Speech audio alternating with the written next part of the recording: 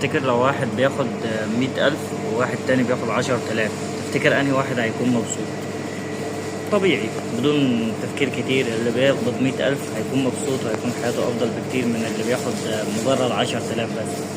طب تفتكر، سيبك من الانبساط، تفتكر أنهي بيعرف يقضي مصاريفه؟ وده هنا أهم سؤال، اللي بياخد 100,000 ولا اللي بياخد 10,000؟ يعني أنا دلوقتي مرتبي 10,000، واحد تاني 100,000، هل أنا بعرف أدي احتياجاتي كلها ال10,000 جنيه دول؟ واللي معاه 100,000 دول بيعرف يعمل احتياجاته كلها ويعيش وينبسط وكده؟ طب أنا معايا 10,000، هعرف أروح أتفسح، هعرف أروح أصيف، هعرف أنبسط؟ ده اللي هقوله لك بقى في الفيديو ده. كمان البركة مش مجرد رقم في الحساب. يعني ربنا بيقول في القرآن: بسم الله الرحمن الرحيم: ولو أن أهل القرى آمنوا واتقوا لفتحنا عليهم بركات من السماء والأرض.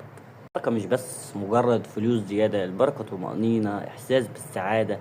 حتى إحساسك وأنت بتعمل الحاجة دي، الاستمتاع بتاعها وأنت بتعملها، ده بركة في إن أنت الحاجة دي زيادة. بركة في صحتك إن تكون فيها زيادة، ده بركة. ممكن يكون فلوس قليلة بس انت عندك صحة زيادة تخليك تعمل الشغل ده، في غيرك ما عندوش صحة.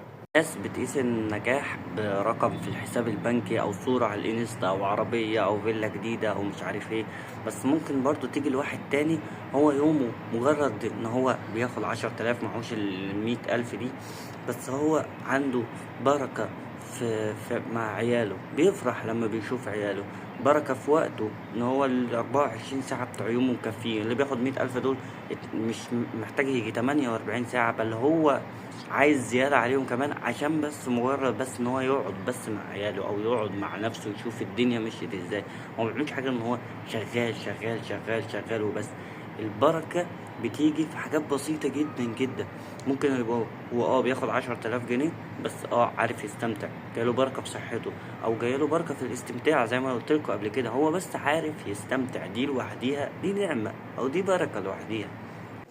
وخليني يا صديقي الجميل اقول لك ان لو احنا جبنا الشخص ابو 100,000 ده والشخص التاني ابو 10,000، لو قلنا ان ابو 100 اللي بياخد 100,000 ده، فهو مضطر ان هو يصحى من بدري جدا جدا عشان يعمل كذا تاسك، او هو مجرد يعمل حاجات بسيطة. هو ده شغال 8 ساعات برضه، وده شغال خلينا نقول برضه نفس ال8 ساعات، بس ده بياخد 100,000 وده بياخد ايه، وده بياخد 10,000.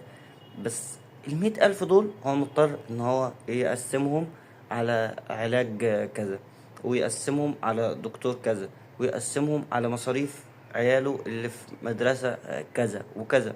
فبيبقى في الاخر ايه؟